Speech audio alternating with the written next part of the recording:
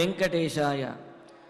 రామాయ రామభద్రాయ రామచంద్రాయ వేధసే రఘునాథాయ నాథాయ సీతాయా పతయే నమః. శ్రీవారి అనుగ్రహంతో తదభిన్న స్వరూపుడైనటువంటి వెంకటరాముని యొక్క అనుగ్రహంతో భక్తులందరూ కూడా విద్యాభివృద్ధితోటి వర్ధిల్లాలి అని, ధర్మపథంలో ప్రవర్తించాలి అని, సకల కార్యసిద్ధితోటి తొలతూగాలి అని, మరి సంతానము పితృవాక్య పరిపాలన దక్షులై మెలగాలి అని ఆకాంక్షిస్తూ తిరుమల తిరుపతి దేవస్థానం వారు ఈ కలియుగ వైకుంఠంలో శ్రీవారి సమక్షంలో నిర్వహిస్తున్నటువంటి ధర్మపథమైన అయోధ్యకాండ ప్రవచన పారాయణ కార్యక్రమంలో నేటికి మనం 249వ రోజులో ప్రవేశించాము. మరి ఈ కార్యక్రమాన్ని చక్కటి అన్నమాచార్య కీర్తనతోటి ప్రారంభించుకుందాము. అన్నమాచార్య కళాకారులు వారు చక్కగా గానామృతముతోటి స్వామివారిని మెప్పిస్తారు. మనం ఆస్వాదించి ఆనందిద్దాం. ఓం నమో వెంకటేశాయ.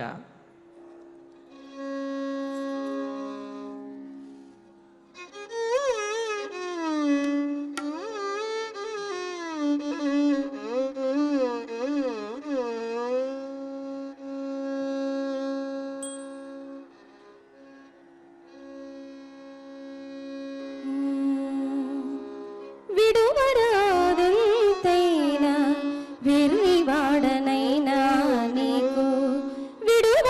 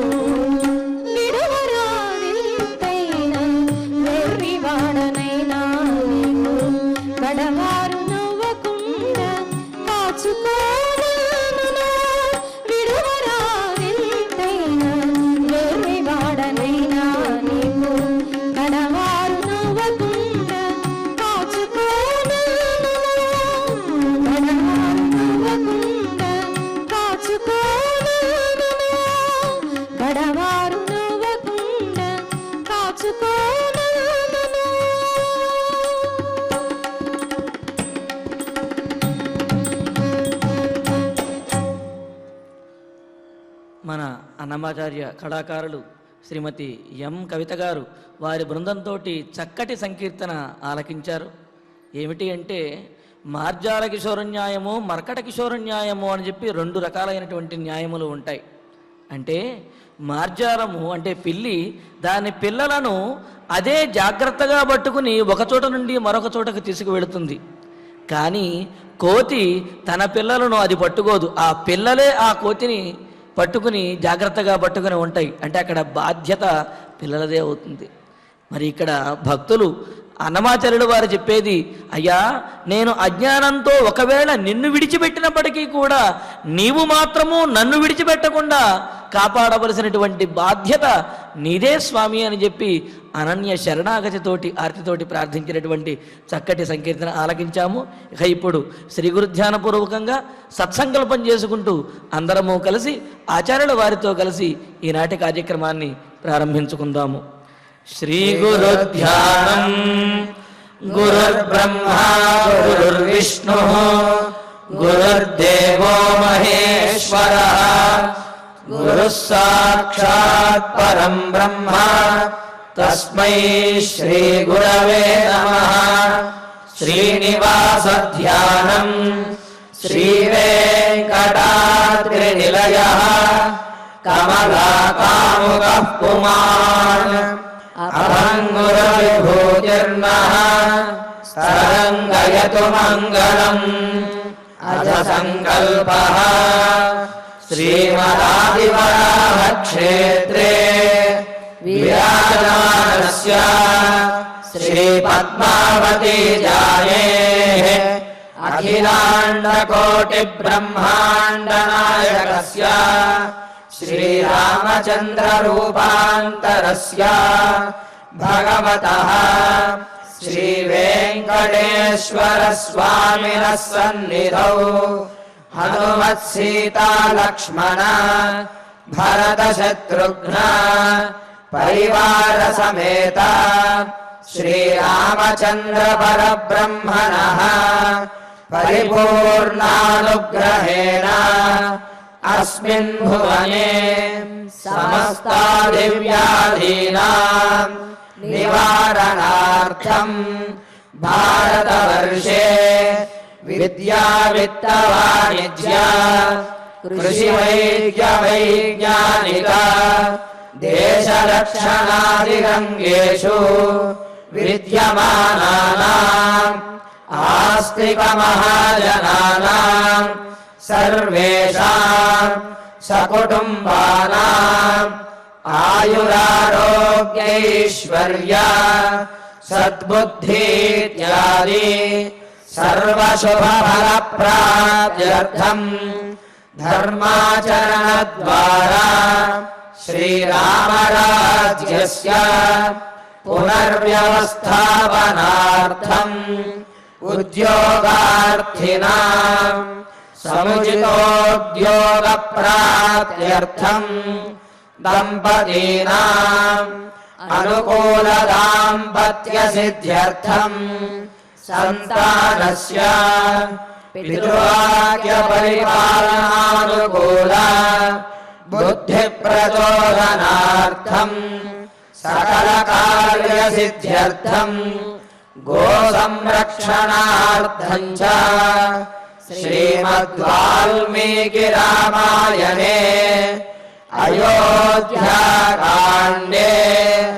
యథాశక్తి శ్లోకవ్యాఖ్యాన పురస్సరం పంచవింశ సర్గశ్లోకపారాయణం తథా శ్రీధన్వంతరి మంత్రపారాయణం చ అన్యోన్యసాహాయ్యేన ఆచార్యముఖేన కరిష్యామహే.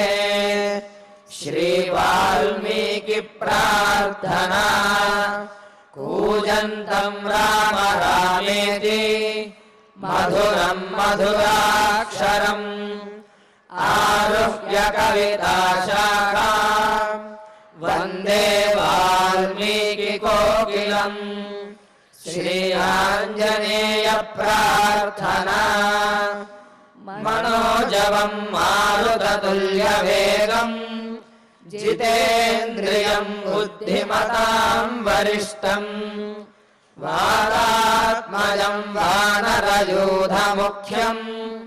శ్రీరామదూతం శిరసా నమామి. శ్రీరామాయణ ప్రార్థనా. వాల్మీకిగిరి సంభూత రామసాగరగామిని పునాదిభవనం పుణ్యా రామాయణ మహానది. శ్రీరామ ప్రార్థనా. అయోధ్యాఖ్యేతు గుర్వర్ధే త్యక్త్వా రాజ్యం గిరౌ వసన్ పాదుకే భరతాయాదాత్ సరామః శరణం మమ. శ్రీరామచంద్ర పరబ్రహ్మణే నమః. అథ శ్రీమద్ రామాయణే ఆదికావ్యే అయోధ్యాకాండే పంచవింశః సర్గః. శ్రీమన్నారాయణ చరణౌ శరణం ప్రపద్యే. శ్రీమతే నారాయణాయ నమః. శ్రీరామాయ నమః. మయార్చితా దేవగణా శివాదయో మహర్షయో భూతమహాసురోరగాః అభిప్రయాతస్య వనం చిరాయతే హితాని కాంక్షంతు దిశశ్చ రాఘవా. రామచంద్ర, కౌసల్యాదేవి రాముడితోటి అంటూ ఉన్నది, వనవాసానికి వెళ్ళడానికి సిద్ధమైపోయాడు రాముడు. ఆపలేకపోయింది కౌసల్యాదేవి. ఆపటము కూడా అనుచితము అని అన్నట్లుగా రామచంద్రమూర్తి ధర్మములన్నింటినీ కూడా బోధించాడు. మరి రాముడి మాటలకు కట్టుబడిపోయింది. సరే, ఇంకా వనవాసం తప్పదు కావున ఆ వనవాసాన్ని సుఖంగా నీవు ధర్మబద్ధంగా సుఖంగా నీవు చేసిరా నాయన. ఏ ధర్మము కోసమైతే నీవు వనవాసానికి వెళుతున్నావో ఆ ధర్మమే నిన్ను కాపాడుతుంది. అంతేకాదు సకల దేవతలు, అదేవిధంగా సకల భూతములు, సమస్తమైనటువంటి ప్రకృతి అంతా కూడా నీకు అండదండలు అందించి నీ వనవాస దీక్షను సుఖవంతము చేయుగాక. నీకు అందరూ కూడా ఆ వనవాసంలో రక్షణగా ఉంటూ నీకు సహకారాన్ని అందించెదరుగాక అని చెప్పి, మరి కౌసల్యాదేవి యొక్క ఆశీస్సులు మనకు అరణ్యకాండలో అనేక పర్యాయములు మనకు కనిపిస్తూ ఉంటాయి. మరి పక్షి అయినటువంటి జటాయువు స్వామివారికి సహాయం చేశాడు అన్న, ఆ అడవిలో ఉన్నటువంటి చెట్లు అవన్నీ కూడా ఆ సీతాదేవిని రామచంద్రమూర్తి వెతుకుతున్నటువంటి సందర్భంలో అడవిలో ఉన్నటువంటి చెట్లు కూడా సీతాదేవిని రావణాసురుడు ఎటువైపు తీసుకువెళ్ళాడో అటువైపుకి వంగి అవి కూడా మార్గాన్ని చూపించాయి, సూచన ఇచ్చాయి. ఈ విధంగా కౌసల్య ఏదైతే ఆశీస్సులను అందించిందో సమస్త ప్రాణులు, ఈ ప్రకృతి, అదేవిధంగా వృక్షములు, అలాగే సమస్తమైనటువంటి భూతములు రక్షించాలి, అదేవిధంగా అవన్నీ నీకు సహకరించాలి అని చెప్పిందో అటువంటి సహకారం అంతా కూడా రామచంద్రమూర్తికి ఆ వనవాసంలో లభించింది. కేవలము సీతాపహరణం అప్పుడే కాదు, అంతకు ముందు కూడా వాళ్ళు ఆ వనవాసంలో ఉన్నప్పుడు అక్కడ ఎటువంటి ఇబ్బంది కలగకుండా ప్రకృతి కూడా ఆ సీతారామ లక్ష్మణులు ఎక్కడకు వెళితే అక్కడ చాలా అనుకూలంగా ఉన్నది, ఆహ్లాదకరంగా ఉన్నదన్నమాట.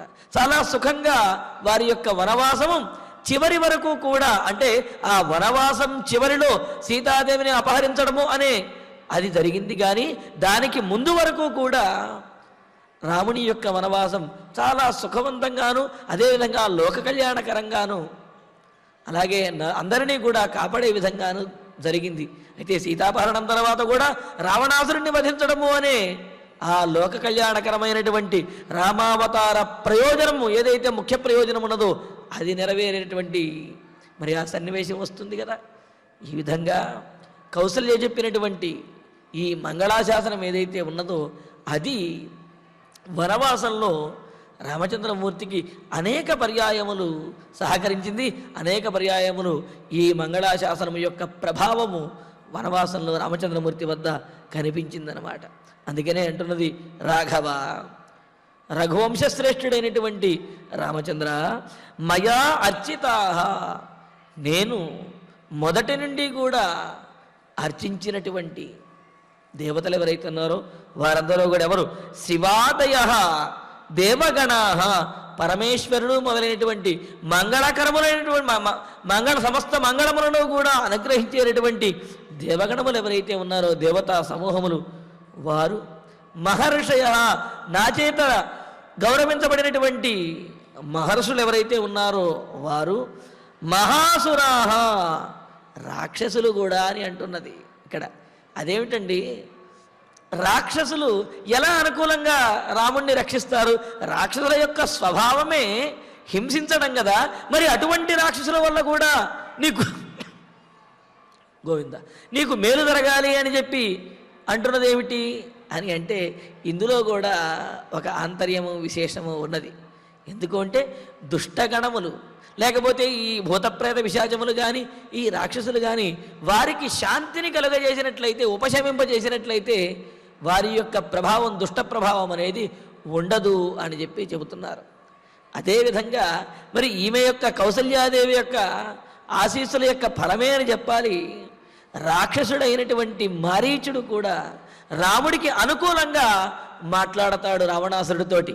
అయితే రావణాసురుని యొక్క ఆజ్ఞను కాదనలేక, ఒకవేళ రావణాసురుని యొక్క ఆజ్ఞ పాటించకపోతే రావణాసురుడు వధించేస్తాడు అనే భయంతో మారీచుడు ఆ మాయలేడి వేషంలో వచ్చి రాముడికి ఆ విధమైన అపాయాన్ని కలుగజేశాడు. ఆ సందర్భంలో కూడా మారీచ బోధ చాలా గొప్పగా ఉంటుంది. రావణాసుడికి చాలా గొప్పగా బోధిస్తాడు. రామో విగ్రహవాన్ ధర్మ సాధు సత్యపరాక్రమ అని చెప్పి రాక్షసుడైనటువంటి మారీచుడు చెప్పినటువంటి మాట. రాముడు అంటే సామాన్యుడు కాదు, ధర్మానికి పోతపోసినటువంటి ఆ ధర్మమే ఒక మూర్తి భవించినటువంటి ధర్మమే రాముడు. కావున ఓ రావణ, నీవు రాముణ్ణి గెలవలేవు. పిన్న వయస్సులో ఉన్నప్పుడే రాముడు కొట్టినటువంటి దెబ్బ ఇప్పటికీ నాకు గుర్తున్నది. రాముణ్ణి ఎవరు ఎదుర్కోలేరు, తస్మాత్ జాగ్రత్త అని చెబుతాడు. సీతాదేవి అంటే ఏమనుకుంటున్నావు నీవు? రాముడి భార్య అయినటువంటి సీతాదేవిని హరించడము అంటే విషసర్పాన్ని నీ వస్త్రములో దాచుకున్నట్లే అని చెప్పాడు. విషసర్పం దగ్గరికి వెళ్ళడమే కష్టమంటే విషసర్పాన్ని తీసుకెళ్ళి వీపులో పెట్టుకుంటే ఎలా ఉంటుంది? అలాగా నువ్వు చేస్తున్నావు, కావున నీకు నాశనము తప్పదు అని చెప్పి మారీచుడు కూడా రావణాసురుడిని హెచ్చరిస్తాడు. అయితే అప్పుడు రావణాసురుడు కోపించి మరి మారీచుడిని ఆజ్ఞాపించి లేకపోతే చంపేస్తాను అంటే, ఈ దుర్మార్గుడైనటువంటి రావణాసురుడి చేతిలో చంపబట్టం కంటే కూడా, ఇతని చేతిలో మరణించడం కంటే కూడా రాముడి చేతిలో మరణించినట్లయితే మోక్షం కలుగుతుంది అనే ఉద్దేశంతో మారీచుడు కూడా మరి రాముడిని మోసం చేయటానికి, అంటే రాముడికి భ్రమ కలిగించడానికి ఒప్పుకుంటాడు. మరి ఆ సందర్భంలో మారీచుడు ఒక రకంగా రావణాసుడి దగ్గర రాముడి గురించి అనుకూలంగానే చెప్పాడు. అంటే రాముడి విషయంలో మారీచుడికి అనుకూలమైనటువంటి బుద్ధి ఉన్నది. అది కౌసల్యాదేవి యొక్క ఆశీస్సుల యొక్క ఫలంగా చెప్పవచ్చు అన్నమాట. అది రాముడి యొక్క గొప్పతనము. దానితో పాటుగా కౌసల్యాదేవి యొక్క మంగళాశాసనం యొక్క ప్రభావంగా కూడా మనం తెలుసుకోవచ్చు. మరి అలాగా అందుకనే భూత మహాసురాహ, భూతములు పిశాచములు, మహాసురాహ మహారాక్షసులు, ఇవన్నీ కూడా నేను చేసినటువంటి శాంతిక్రియలు ఏవైతే ఉన్నాయో, మరి కౌసల్యాదేవి అనేకమైనటువంటి భూతములకు వీటన్నిటికీ కూడా బలిని సమర్పించింది అని చెప్పి అనుకున్నాం కదా. అలాగా కౌసల్యాదేవి చేసినటువంటి శాంతి చేత, కౌసల్యాదేవి సమర్పించినటువంటి ఆ బలి మొదలైనటువంటి వాటి చేత, ద్రవ్యముల చేత శాంతించినటువంటి ఆ భూతములు పిశాచములు రాక్షసగణములు ఏవైతే ఉన్నాయో అవన్నీ కూడా శాంతించి వనవాసం చేస్తున్నటువంటి రామచంద్రమూర్తికి ఎటువంటి అపాయమును కలుగజేయకుండుగాక అని చెప్పి, అటు అపాయము కూడా వాడి వల్ల రాకూడదు అని చెప్పి అంటున్నది. అంతేకాదు ఉరగాహ దిశశ్చ, ఉరగాహ అంటే ఉరసా గచ్చతి ఇత్యురగ అంటారు. అంటే పాకుతూ వెళతాయి కదా తమ శరీరాన్ని ఈ విధంగా నేల మీద పాకుతూ వెళతాయి కావున వాటిని ఉరగాహ అని అన్నారు. మరి నాగదేవతలను కూడా అర్చిస్తూ ఉంటారు కదా, నాగదోషములు పోవటానికి, సర్పభయములు తొలగటానికి అర్చిస్తారు కదా. మరి అలాగే కౌసల్యాదేవి కూడా నాగదేవతలను వారిని కూడా అర్చించి వారిని కూడా పూజించినది కదా. అందుకని ఏమంటున్నది, ఉరగాహ నాగులు కానీ, దిశశ్చ దిక్కులన్నీ కూడా దిగ్దేవతలందరినీ కూడా ప్రార్థించింది కదా, ఇంద్రాదేవతలని వారిని. కావున ఆ దిగ్దేవతలు వీరందరూ కూడా వనం అభిప్రయాతస్య వనవాసానికి వెళుతున్నటువంటి తే నీకు చిరాయ హితాని కాంక్షంతు, చిరకాలము అంటే నీవు వనవాసం చేసేంతటి కాలం మొత్తము కూడా హితాని కాంక్షంతు నీకు హితమునే చేకూర్చెదరుగాక, నీకు వారు మంచినే చేసెదరుగాక అని చెప్పి కౌసల్యాదేవి ఆశీస్సులను ఇచ్చింది. ఏమిటి హితము అని అంటే ఇక్కడ మనకు అనిపిస్తుంది, కౌసల్యాదేవి ఇంత గొప్పగా ఆశీస్సులను అందిస్తే వనవాసంలో రామచంద్రమూర్తికి మరి కొన్ని అపాయాలు కలిగాయి కదండి. ముఖ్యంగా సీతాదేవి అపహరించబడింది కదా. మరి కౌసల్యాదేవి చేసినటువంటి ఆశీస్సులు ఎక్కడికి పోయాయండి అని అనిపిస్తుంది. కానీ కౌసల్యాదేవి చేసినటువంటి ఆశీస్సులలోనే మరి ఆ సరస్వతీదేవి ఆ విధమైనటువంటి పలుకులను పలికిస్తుందన్నమాట.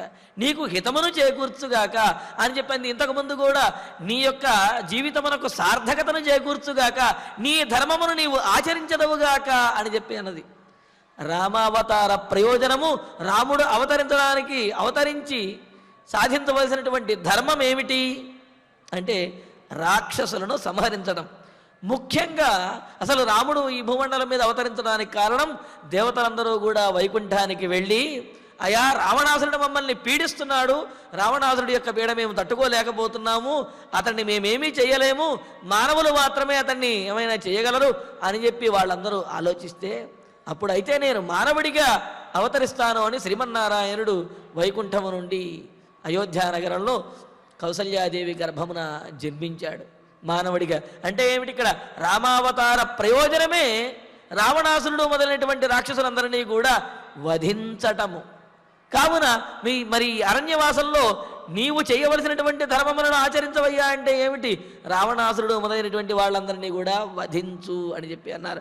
అలాగే ఇక్కడ హితాని కాంక్షంతు, నీకు హితమును చేకూర్చుగాక అని చెప్పి అన్నది. హితము అంటే ఏమిటి, ఏది మన కర్తవ్యం ఏదైతే ఉన్నదో ఆ కర్తవ్యమునకు అనుకూలమైనటువంటి వాతావరణాన్ని కల్పించటమే, అనుకూలమైనటువంటి మాటలను చెప్పటమే దానినే హితము అని అన్నారు. మరి రామావతారంలో రాముడు చేయవలసినటువంటి కర్తవ్యం రాక్షసులందరినీ కూడా వధించడం. మరి రాక్షసుల్ని వధించాలి అంటే ఆ సందర్భం అనేది కల్పించబడాలి, ఆ సందర్భం కల్పించడం అనేది హితము. మరి అందుకనే సీతాదేవి అపహరించబడింది. తత్ఫలితంగా అనేక వేల మంది రాక్షసులు హతులయ్యారు. మరలా సీతాదేవిని రామచంద్రమూర్తి దక్కించుకున్నాడు. అదేవిధంగా ఈ ఆంతర్యములను మనం ఆ మంగళాశాసనంలో కూడా తెలుసుకున్నాం కదా. ఏది దేవత రాక్షసుల చేత అపహరించబడినటువంటి అమృత భాండమును మహావిష్ణువు ఏ విధంగా అయితే మరలా తీసుకువచ్చాడో, దేవతలకు అప్పచెప్పాడో, ఆ విధంగా నీకు కూడా మంగళము కలుగుగాక, ఆ సందర్భంలో కలిగినటువంటి మంగళం కలుగుగాక అని కౌసల్యాదేవి చెప్పినటువంటి మాటలలో ఆంతర్యాన్ని మనం చెప్పుకుంటూ, రావణాసురుని చేత అపహరించబడినటువంటి సీతాదేవి మరలా రాముడు పొందుతాడు అంటే అమృతభాండమును కోల్పోయినటువంటి దేవతలు మరలా అమృతభాండమును పొందినట్లుగా సీతాదేవిని దూరం చేసినటువంటి, సీతాదేవికి దూరమైనటువంటి రామచంద్రమూర్తి మరలా సీతాదేవిని పొందుతాడు అనే ఆంతర్యం కూడా మనం అక్కడ చెప్పుకున్నాం. అంటే ఈ మంగళాశాసనములలోనే రామావతార ప్రయోజనములకు కావలసినటువంటి కర్తవ్యములన్నీ కూడా బోధించాడు. మరి ఆ అవతార సార్థకతకు కావలసినటువంటి ధర్మములన్నీ కూడా ఆచరించవయ్యా అని చెప్పి కౌసల్యాదేవి చెప్పింది. కావున కౌసల్యాదేవి యొక్క మంగళాశాసనము ఏమాత్రము వ్యర్థం అవ్వలేదు. అందుకనే ఎన్ని కష్టములు వచ్చినప్పటికీ కూడా ఆ కష్టములన్నింటినీ కూడా రామచంద్రమూర్తి ఎదుర్కొనగలిగాడు. ఆశీస్సుల యొక్క ఫలము అంటే కష్టములు రావు అని అర్థం కాదు, వచ్చినటువంటి కష్టములను కూడా సమర్థవంతంగా ఎదుర్కొనగలుగుతాము, అది కదా సమర్థత అని చెప్పి అంటారు. మరి ఆ విధంగా రామచంద్రమూర్తి ఆ వనవాసంలో సకల విధములైనటువంటి ఆపదలను కూడా సమర్థవంతంగా ఎదుర్కొని ఏమాత్రము ధర్మము తప్పకుండా ఆయన ఆదర్శ పురుషుడిగా నిలిచిపోయాడనమాట. అందుకనే కౌసల్యాదేవి ఏమంటుంది, నా చేత అర్చించబడినటువంటి పరమేశ్వరుడు మొదలైన దేవతలందరూ కూడా నీకు మంగళమును చేకూర్చుగాక, నేను చేసినటువంటి ఈ బలిహరణ మొదలైనటువంటి శాంతుల ద్వారా, శాంతి ప్రక్రియ ఏదైతే ఉందో శాంతి హోమముల ద్వారా శాంతించినటువంటి దుష్టశక్తులు ఏవైతే ఉంటాయో భూతప్రేత పిశాచములు అవన్నీ కూడా శాంతించి నీకు అడవిలో అపాయాన్ని కలుగజేయకుండుగాక, అదేవిధంగా సమస్త ప్రాణులు సకల దేవతలు కూడా నీ కర్తవ్యం ఏదైతే ఉన్నదో, నీ ధర్మం ఏదైతే ఉన్నదో ఆ ధర్మాన్ని నీవు నిర్వర్తించడానికి హితాయ నీకు హితమును చేకూర్చుగాక, అందరూ కూడా అనుకూలముగా ఉండెదరుగాక అని చెప్పి అన్నారు. అంటే ఆ తర్వాత శ్లోకంలో ఇతీవచాశ్రు ప్రతిపూర్ణలోచన సమాప్యచ స్వస్త్యయనం యథావిధి ప్రదక్షిణంచైవ చకార రాఘవం పునఃపునశ్చాపి నిపీడ్య సస్వజే. ఇంతకు ముందు మనం చెప్పుకున్నటువంటి శ్లోకము కొన్ని చోట్ల ప్రక్షిప్త పాఠంగా కూడా చెబుతూ ఉన్నారు, కొన్ని చోట్ల సాధారణ పాఠంగా కూడా చెబుతూ ఉన్నారు. ఏదేమైనప్పటికీ కూడా కౌసల్యాదేవి నీకు హితమును చేకూర్చుగాక అని చెప్పినటువంటి మాటలు అనేకమైనటువంటి ఆంతర్యమును మనకు బోధించారు. మరి ఆ తర్వాత ఈ విధంగా ఇతీవ చాశ్రు ప్రతిపూర్ణలోచన సమాప్య చ స్వస్త్యయనం యథావిధి ప్రదక్షిణంచైవ చకార రాఘవం పునఃపునశ్చాపి నిపీడ్య సస్వజే అని చెబుతూ, మరి కౌసల్యాదేవి ఆమె యొక్క భావాలు ఏవైతే ఉన్నాయో ఆమె భావాలలో కొన్ని భావాలను వాగ్రూపంలో మంగళాశాసన రూపంలో చెప్పింది. ఆమె మనస్సులో అనేకమైనటువంటి భావములు అనేకమైనటువంటి ఆశీస్సులు ఉన్నాయి, అవన్నీ కూడా వాక్కుకి అగోచరమైనటువంటివి అన్నమాట. ఈ విధంగా కౌసల్యాదేవి అశ్రు ప్రతిపూర్ణలోచన, కళ్ళ నిండా కూడా నీళ్లతోటి కన్నీళ్లతో నిండినటువంటి కన్నులతో ఉన్నటువంటి కౌసల్యాదేవి స్వస్త్యయనం యథావిధి సమాప్య, స్వస్త్యయనం స్వస్తివాచనము మంగళాశాసనము ఆశీర్వచనం ఏదైతే ఉన్నదో దాన్ని యథావిధి శాస్త్ర ప్రకారముగా ఆమె చేసి, అందుకనే అక్కడ కౌసల్యాదేవి ఎంతో గొప్పది అయినప్పటికీ కూడా నేను నిన్ను ఆశీర్వదిస్తున్నాను నా ఆశీస్సులతోటి అని చెప్పి ఈ విధంగా అహంకారపూరితమైనటువంటి మాటలు ఒక్కటి కూడా చెప్పలేదు. ఏమని చెప్పింది, నా చేత అర్చించబడినటువంటి దేవతలు మహర్షులు వీళ్ళందరూ నిన్ను అనుగ్రహించుగాక, నేను చేసినటువంటి పుణ్యములు ఏమైనా ఉన్నట్లయితే కనుక ఆ పుణ్యములు నీకు అనుకూలించుగాక, నేను చేసినటువంటి ఈ ప్రాయశ్చిత్తములు అదేవిధంగా శాంతుల చేత శాంతించినటువంటి దుష్టశక్తులని నీకు ఎప్పుడూ కూడా అపాయమును కలుగజేయకుండుగాక అని చెబుతూ ఆమె చేసినటువంటి పుణ్యకార్యముల యొక్క ఫలము చేత రాముడికి మంచి జరగాలి అని కోరుకున్నది తప్ప తనలో ఏదో గొప్పతనం ఉన్నది అనే విషయం అని మాత్రం కౌసల్యాదేవి ప్రతిపాదించలేదు. అందుకనే ఏమన్నాడు, యథావిధి శాస్త్ర ప్రకారముగా ఏ విధంగా అయితే ఆశీస్సులను అందించాలో ఆ విధంగా ఆశీస్సులను అందించి, అందుకనే ఆశీస్సులను ఇచ్చేటప్పుడు కూడా పెద్దలైనా వేద పండితులైనా ఎవరైనా సరే వేదమంత్రమును పఠించి లేకపోతే పరమాత్మను తలుచుకుని వారి యొక్క ఆశీస్సులు మీకు కలుగుగాక అని చెప్పి వీరి నోటితో అంటారు. అది అంటే భగవద్ అనుగ్రహం ఉన్నప్పుడు ఆ మాటలనేవి ఆ ఆశీస్సులనేవి సిద్ధించి తీరుతాయన్నమాట. అదేవిధంగా ఇక్కడ కౌసల్యాదేవి కూడా యథావిధి యథాశాస్త్రముగా మంగళాశాసనమును విధిని అనుసరించి మంగళాశాసనాన్ని చేసి ఆశీస్సులను అందించి రాఘవం ప్రదక్షిణంచకార, రఘువంశీయుడైనటువంటి రామచంద్రమూర్తికి ప్రదక్షిణం చేసిందిట. అదేంటండి ప్రదక్షిణం చేయటము అంటే గౌరవించడం కదా. రాముడు కౌసల్యాదేవికి ప్రదక్షిణం చేశాడు అంటే బాగున్నది, కానీ కౌసల్యాదేవి రాముడికి ప్రదక్షిణం చేసింది అంటున్నారు ఏమిటి అంటే, ఇక్కడ ప్రదక్షిణం అనేది గౌరవించటం కోసము కాదు, రక్షణ కోసం ప్రదక్షిణం అనేది చేస్తారు. ఏమిటి రక్షణ అంటే, అన్ని దిక్కుల యందు కూడా రక్షణ కలగాలి అని వారి చుట్టూ తిరిగి ప్రదక్షిణం చేస్తూ అభిమంత్రణ చేయడం ఏదైతే ఉందో అది రక్షణ కల్పించడం అని అంటారు. రక్షణ కవచం అంటాం కదా, చుట్టూ చెప్పటం, చుట్టూ చేయడం అనేది. అలా రక్షణ కవచాన్ని అంటే ఏమిటి? ఆమె అభిమంత్రణ చేస్తూ ఆమె ఆ రామచంద్రమూర్తి చుట్టూ ఆమె ప్రదక్షిణంగా తిరుగుతున్నది. దీనినే మన దేవాలయాల్లో అదేవిధంగా ఆగమశాస్త్రంలో అష్టదిగ్బంధనం అని అంటారు. దిగ్బంధనము అని అంటే ప్రతిష్టలు మొదలైనవి చేసేటప్పుడు కూడా స్వామివారి యొక్క ఆ మూర్తులను ఒక చోట ఉంచి ఆ మూర్తుల యందు, ఆ విగ్రహముల యందు దైవికమైనటువంటి శక్తిని ఆవాహన చేసేటటువంటి సందర్భములలో ఆ హోమములు వాటినన్నింటినీ చేసి ఆ హోమము యొక్క శక్తిని ఆ విగ్రహముల యందు, ఆ మూర్తుల యందు, స్వామివారి యందు ఆవాహన చేసేటటువంటి సందర్భంలో స్వామివారిని ఒక చోట అక్కడ ఉంచి ఆ చుట్టూ కూడా దిగ్బంధనం చేస్తారంటే అష్టదిక్కుల యందు కూడా దేవతల చేత దిగ్బంధనం చేసి ఎటువంటి శక్తులు కూడా, దుష్టశక్తులు కూడా ఆ లోపలికి ప్రవేశించకుండా వారిని తాకకుండా ఉండే విధంగా చుట్టూ రక్షణ కవచాన్ని ఏర్పాటు చేస్తారు.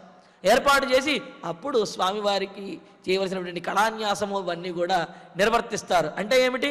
దుష్టశక్తుల యొక్క ప్రభావము కనీసం దగ్గరకు కూడా రాకుండా చుట్టూ కూడా రక్షణ వలయాన్ని, రక్షణ కవచాన్ని ఏర్పాటు చేయడం అనేది ఆ అష్టదిగ్బంధనంలో ఉన్నటువంటి విశేషం అన్నమాట.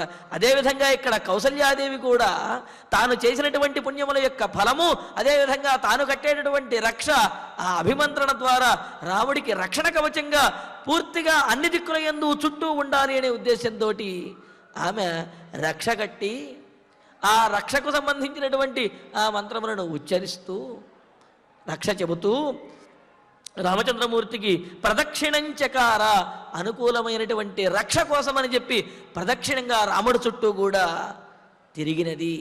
పునః పునః నిపీడ్య సస్వజే, అలా ప్రదక్షిణంగా రాముడికి రక్షణ కవచాన్ని రక్షగట్టి ప్రదక్షిణం చేసిన తరువాత రాముణ్ణి అక్కున చేర్చుకుని, దగ్గర చేసుకుని మాటి మాటికి కూడా ఆమె బాధపడుతూనే ఉన్నది. ఎందుకు అంటే ఆయన క్షేమంగా వెళ్ళి రావాలి అని పంపించడానికి అంగీకరించినప్పటికీ కూడా అలా వెళ్ళడము, రాముడు దూరం అవ్వడం అనేది కౌసల్యాదేవికి ఏమాత్రం ఇష్టం లేదు కదా. దాంతో ఆయన క్షేమంగా వెళ్ళి రావాలి అని చెప్పి రక్ష కొడుతూ ఆయన చుట్టూ తిరుగుతున్నది. అయ్యో వెళ్ళిపోతున్నాడే అని చెప్పి మరలా రాముణ్ణి దగ్గరకు తీసుకుని ఆమె బాధపడుతూ ఉన్నది. అలాగా నిపీడ్య, ఆయనను గుండెలకు హద్దుకుంటూ సస్వజేచాపి, అక్కున చేర్చుకుని ఆమె ఒకంత మనసులో బాధపడుతున్నది, నోటితోనేమో రామచంద్రమూర్తికి స్వస్తి కలగాలి అని చెప్పి రక్ష కడుతూ ఆమె నోటితోటి ఆయనకి రక్షణ కలగాలి అని చెప్పి ఆశీస్సులని అందిస్తూ ఉన్నదన్నమాట. ఈ విధంగా ఒక తల్లి తన బిడ్డ దూరం అవుతుంటే ఎంత విలవిలలాడిపోతుంది అనేది కౌసల్య యొక్క ప్రవర్తనతో తెలుస్తుంది. తాను ఎంత విలవిలలాడిపోతున్నా, ఎంత బాధపడుతున్నప్పటికీ కూడా తన బిడ్డకు మాత్రము రక్షణ కలగాలి, అతనికి ఏ అపాయము కలగకూడదు అని ఆ తాపత్రయం ఏదైతే ఉన్నదో, అంటే ఎంత బాధలో ఉన్నప్పటికీ కూడా బిడ్డకు మంచి జరగాలి అనే భావనతోటి తాను బాధపడుతున్నప్పటికీ బిడ్డకు మంచి జరగాలి అని ఆ రక్ష కట్టడము, అష్టదిగ్బంధనంగా చుట్టూ కూడా రక్షణ కవచాన్ని అలా మంత్రపూరితంగా ఏర్పాటు చేయటము, ఇవన్నీ కౌసల్య చేస్తూ మరి రామచంద్రమూర్తికి మంగళాశాసనం చేస్తూ జాగ్రత్తగా వెళ్ళి రావయ్యా అని చెప్పి చెబుతున్నది.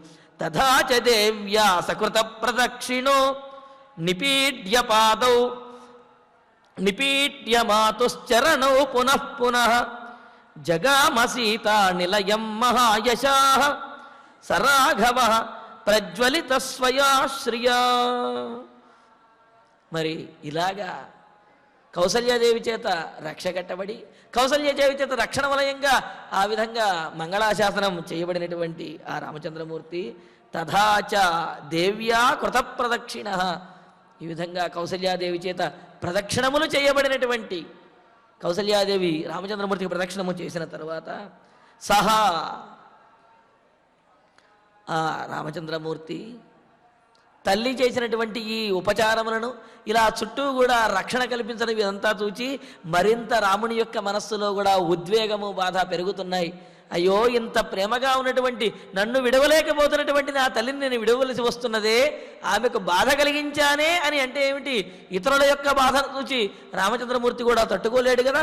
అందుకని ఆయన మనస్సులోనే ఆ బాధను అణచుకుంటూ సహ మాతుశ్చరణవు పునః పునః నిపీడ్య, రాముడు కూడా ఆ తల్లి అయినటువంటి కౌసల్యాదేవి యొక్క ఆ పాదములను పునః పునః మరణా పట్టుకుని నమస్కరిస్తున్నారట.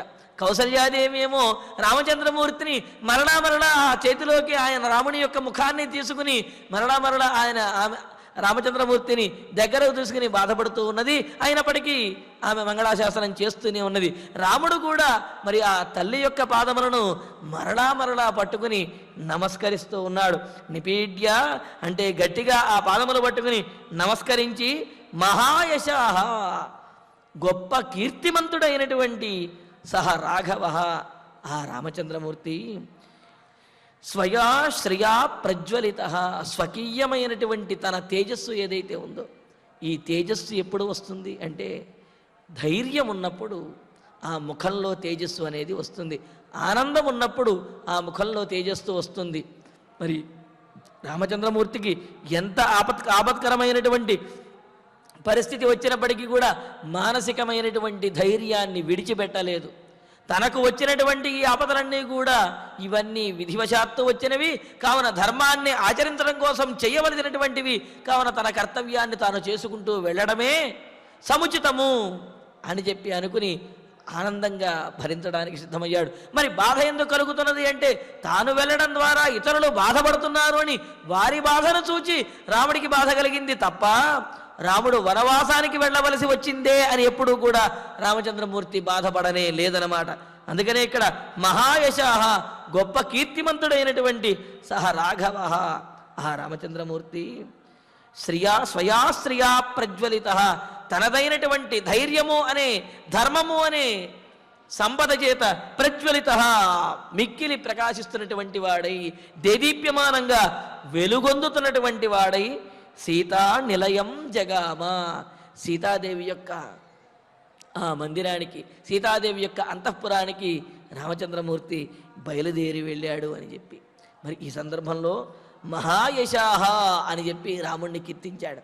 అంటే భవిష్యత్తులో రాముడు పొందబోయేటటువంటి కీర్తిని ఇక్కడ సూచించారు. అంతేకాకుండా కీర్తి అనేది ఎప్పుడు కలుగుతుంది అంటే చెయ్యవలసినటువంటి పనులను చేయటం ద్వారాను చేయకూడనటువంటి పనులను విసర్జించడం ద్వారా అంటే వదిలిపెట్టడం ద్వారాను కూడా కీర్తి అనేది కలుగుతుంది అని అన్నారు.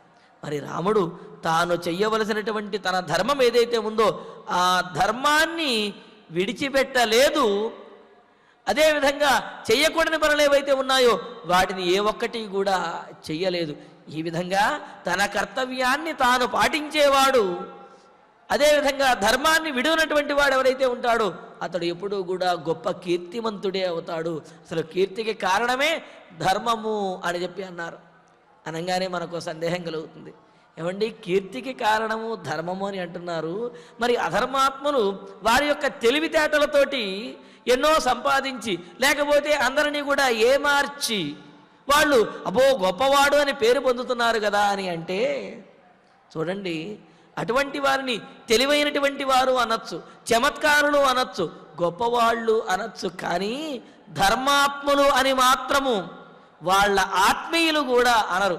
సహజంగా ఎవరైనా ఏదైనా మోసం చేసి వారు లేకపోతే ఏదైనా గడించారనుకోండి, లేకపోతే గొప్ప పేరు పొందారనుకోండి, అది చూచినటువంటి వాళ్ళందరూ కూడా వాడు తెలివైన వాడురా, వాడు జీవితం తెలిసినటువంటి వాడు రానో లేకపోతే వాడు చమత్కారి అనో అంటారు తప్ప వాడు ధర్మాత్ముడురా అని మాత్రము మనస్ఫూర్తిగా లేకపోతే వాడు కీర్తిమంతుడు అని మాత్రము అనరు.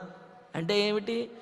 ఆ ఉన్నతమైనటువంటి స్థితిని పొందటానికి కారణము కనుక ధర్మమే అయినట్లయితే అప్పుడు వాడిని ధర్మాత్ముడు అంటాడు తప్ప ఎలాగోలా ఉన్నతమైనటువంటి స్థితిని పొందితే వాడిని ధర్మాత్ముడు అని చెప్పి లోకము కీర్తించదు. ముఖప్రీతి కోసం ఆ ముఖం మీద 4 మంచి మాటలుగా 4 అనుకూలమైనటువంటి మాటలు చెప్పినప్పటికీ కూడా వెనక్కి వచ్చిన తర్వాత వాడి మొహం అని చెప్పి నిందిస్తారు. కావున కీర్తి నిజమైనటువంటి కీర్తి పొందేవాడు ధర్మానుగుణంగా ఉన్నతమైనటువంటి స్థానాన్ని పొందినవాడే నిజమైనటువంటి కీర్తిని పొందుతాడు. అటువంటి నిజమైన కీర్తిని పొందినటువంటి వాడు రామచంద్రమూర్తి. ఎందుకు అంటే ఆయన చేసినటువంటి ప్రతి పని కూడా ధర్మానుగుణంగానే ఉన్నది, ధర్మం తప్పకుండా ఉన్నది. అందుకని మహాయశాహ, గొప్ప కీర్తిమంతుడైనటువంటి, ధర్మాన్ని ఆచరించడం ద్వారా, తన కర్తవ్యాన్ని పాటించడం ద్వారా కీర్తిమంతుడైనటువంటి ఆ రామచంద్రుడు స్వయాస్త్రియా ప్రజ్వలిత, స్వకీయమైనటువంటి తన తేజస్సుతోటి ఆయన ప్రకాశిస్తూ, అంటే ఏమిటి, కష్టములు వచ్చినప్పటికీ కూడా ధైర్యాన్ని కనుక విడకపోతే ఆ తేజస్సు శరీరంలో నిలబడుతుందన్నమాట. అందుకనే తన తేజస్సుతో ప్రకాశిస్తున్నటువంటి వాడై సీతా నిలయంజగామ, సీతాదేవి యొక్క నిలయానికి, అంటే ఆ మందిరానికి, అంతఃపురానికి వెళ్ళాడనమాట. ఎందుకు అంటే బంగారము యొక్క మెరుగు, బంగారము యొక్క తేజస్సు అనేది అది గీటురాయికి రాసినప్పుడే తెలుస్తుంది. విశుద్ధి శ్యామికాభివా అని చెప్పి అంటూ అగ్ని అందే బంగారము యొక్క ఆ మెరుగు అనేది తెలుస్తుంది. అలాగే ధర్మాత్ముల యొక్క, సత్పురుషుల యొక్క ఆ తేజస్సు అనేది వారు కష్టములో ఉన్నప్పుడు మరింత గొప్పగా ఉంటుంది. అందుకనే అంటారు కదా, జ్వలతి చలితేంధనోగ్ని విప్రకృత పన్నగ పణాంకురుతే ప్రాయ స్వమహిమానం క్షోభాత్ ప్రతిపాద్యతే హి జంతు అని అంటారు. పాములా వెళ్ళిపోతూ ఉంటుంది, చాలా గొప్పది అని, అది చాలా ప్రమాదకరమైనది అని చెప్పి అనుకుంటూ ఉంటాం. కానీ దాని యొక్క గొప్పతనము, దాని యొక్క ఆ బలము ఎప్పుడు తెలుస్తుంది అంటే దానికి ఏదైనా బాధ కలిగినప్పుడు దాని మీద ఓ రాయి వేసి చూస్తే తెలుస్తుంది. వెంటనే అది పడగ విప్పుతుంది. అమ్మో, ఈ పాముకు ఇంత పడగ ఉన్నదా, ఇంత శక్తివంతమైనదా అని చెప్పి అప్పుడు తెలుస్తుందన్నమాట. పాము శక్తివంతమైనది అని సామాన్యంగా తెలిసినప్పటికీ కూడా ఆ పాముకు ఎప్పుడైతే క్షోభ కలుగుతుందో, బాధ కలుగుతుందో, అప్పుడు దాని యొక్క శక్తిని మరింతగా పెంచి అది పడగ విప్పి తాండవం చేస్తుంది. అప్పుడు దాని యొక్క ప్రభావం ఎక్కువగా కనిపిస్తుంది. అదేవిధంగా వారిలో ఉన్నటువంటి శక్తులని సత్పురుషులు వారికి అపాయం కలిగినప్పుడు, వారికి ఏదైనా బాధ కలిగినప్పుడు మరింత గొప్పగా వాటిని ప్రదర్శిస్తారు అని. అలాగే ఇక్కడ రామచంద్రమూర్తి వనవాసానికి వెళుతున్నప్పటికీ కూడా ఆయనలో ఉన్నటువంటి తేజస్సు ఏమాత్రమూ తగ్గలేదు. స్వకీయమైనటువంటి తేజస్సుతోటి రామచంద్రమూర్తి దేదీప్యమానంగా ప్రకాశిస్తూ సీతాదేవి యొక్క ఆ అంతఃపురానికి వెళ్ళాడు. దీనితోటి మనకు 25వ సర్గ పూర్తవుతున్నది. తథా చ దేవ్యా సకృత ప్రదక్షిణో నిపీడ్య మాతుశ్చరణౌ పునః పునః జగామ సీతా నిలయం మహాయశాః సరాఘవః ప్రజ్వలిత స్వయాశ్రియా. ఆచార్యుల వారి ద్వారా ఈ శ్లోకాలను పారాయణ చేసుకుందాము. మయార్చితా దేవగణా శివాదయః, మయార్చితా దేవగణా శివాదయః, మహర్షయః మహర్షయః భూతమహాసురోరగాః, భూతమహాసురోరగాః అభిప్రయాతస్య అభిప్రయాతస్య వనం చిరాయతే వనం చిరాయతే హితాని కాంక్షంతు హితాని కాంక్షంతు దిశశ్చ రాఘవ దిశశ్చ రాఘవ ఇతీవ చ ఇతీవ చ అశ్రు ప్రతిపూర్ణలోచన అశ్రు ప్రతిపూర్ణలోచన ఇతీవ చ అశ్రు ప్రతిపూర్ణలోచన ఇతీవ చ అశ్రు ప్రతిపూర్ణలోచన సమాప్య చ సమాప్య చ స్వస్త్యయనం యథావిధి స్వస్త్యయనం యథావిధి ప్రదక్షిణం చైవ ప్రదక్షిణం చైవ చకార రాఘవం చకార రాఘవం పునః పునశ్చాపి పునః పునశ్చాపి నిపీడ్య సస్వజే నిపీడ్య సస్వజే తథా తు దేవ్యా తథాతు దేవ్యా సకృత ప్రదక్షిణః సకృత ప్రదక్షిణః నిపీడ్య మాతుశ్చరణౌ పునః పునః నిపీడ్య మాతుశ్చరణౌ పునః పునః జగామ సీతా నిలయం మహాయశాః జగామ సీతా నిలయం మహాయశాః రాఘవః రాఘవః ప్రజ్వలితస్వయా శ్రియా ప్రజ్వలితస్వయా శ్రియా ఇత్యార్షే శ్రీమద్ రామాయణే ఆదికావ్యే అయోధ్యాకాండే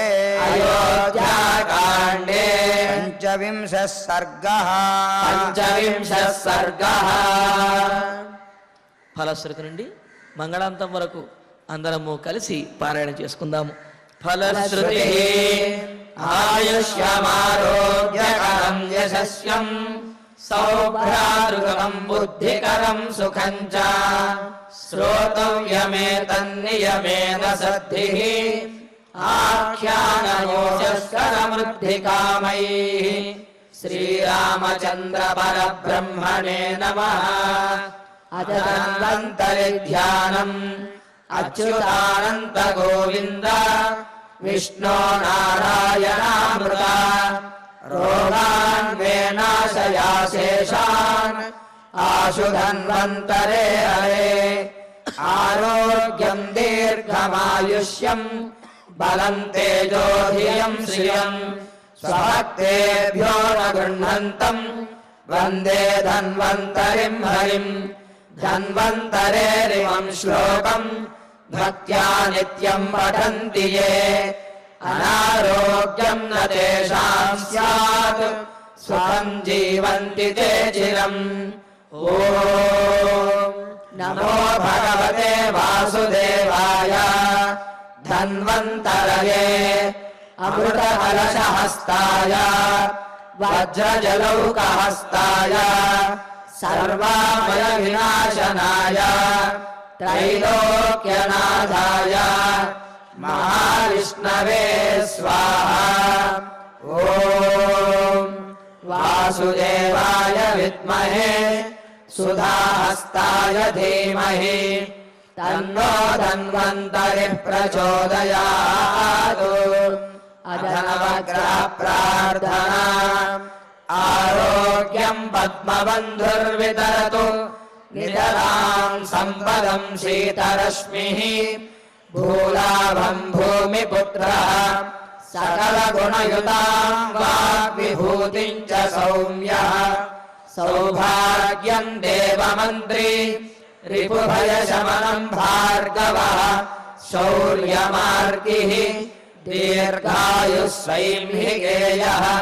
విపులతరయసః కేతుః ఆచంద్రతారం. అరిష్టాని ప్రణశ్యంతు దురితాని భయాని చ. శాంతిరస్తు శుభం మేస్తు గ్రహాః కుర్వంతు మంగళం. అథ క్షమా ప్రార్థనా యదక్షరపదభ్రష్టం మాత్రాహీనం చ యద్భవేత్ తత్సర్వం క్షమ్యతాం దేవ నారాయణ నమోస్తుతే. అథ భగవత్సమర్పణం కాయేన వాచా మనసేంద్రియైర్వా బుద్ధ్యాత్మనా వా ప్రకృతే స్వభావాత్ కరోమి యద్యత్ సకలం పరస్మై నారాయణాయేతి సమర్పయామి. అథ మంగళం శ్రియః కాంతాయ కళ్యాణ నిధయే నిధయేర్థినాం. శ్రీవేంకటనివాసాయ శ్రీనివాసాయ మంగళం. Sun Life multi speciality hospital ప్రజలకు నిరంతర వైద్య సేవలు అందిస్తున్న hospital. Diabetology, stem cell physician లో ఇండియాలోనే మొదటి డాక్టర్ గా పేరుగాంచిన డాక్టర్ విజయ్ భాస్కర్ గారు అత్యాధునిక విజ్ఞాన పరిజ్ఞానంతో అంతర్జాతీయ ప్రమాణాలతో సామాన్యులకు సైతం అందుబాటులోకి తెచ్చారు Sun Life multi speciality hospital ను. అనుభవజ్ఞులైన వైద్యులతో అన్ని రకాల వైద్య సేవలు, ఆపరేషన్స్, సర్జికల్ ఎమర్జెన్సీలు, ప్లాస్టిక్ సర్జరీలు, చికిత్స అందించనున్నారు. 24 గంటలు అందుబాటులో ఫార్మసీ మరియు అంబులెన్స్ సౌకర్యం కలదు. సంప్రదించండి Sun Life multi speciality hospital, Dammaiguda. Contact number 8121678234, 9700971100.